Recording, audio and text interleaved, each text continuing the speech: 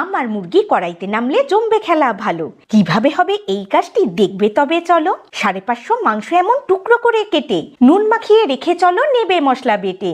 12 কোয়া রসুন সাথে 1 ইঞ্চি আদা, কাঁচা লঙ্কা পেঁয়াজ যোগে বেটো কাদা কাদা। সর্ষের তেল গরম করে পেঁয়াজ কুচির পরে গোটা গরম মশলা দিয়ে নিও নাড়াচাড়া করে। বেশ খানিকক্ষণ ভাজার পরে পেঁয়াজের রং ধরে এলে বেটে রাখা মশলা এবার দিও এতে ঢেলে। মশলা ধোয়া জল দিয়ে বেশ করে কষিয়ে হলুদ আর কাশ্মীরি লাল লঙ্কার গুঁড়ো নিও মিশিয়ে মশলা কষিয়ে তেল ছাড়লে মাংস হবে দিতে। এইভাবেই 5টি মিনিট হবে কষিয়ে নিতে। ঢাকা দিয়ে আরো 5টি মিনিট রাঁধতে রেখো। খুলে ঢাকা নেড়ে চেড়ে আবার একে ঢেকো। এই 5 মিনিট পর খুললে ঢাকা মাংস সেদ্ধ পাবে। এবার এতে এভাবে কাটা একটি কাঁচা আম যাবে। নেড়ে চেড়ে উষ্ণ গরম জল দিয়ে একটু নুন আর চিনি দিও।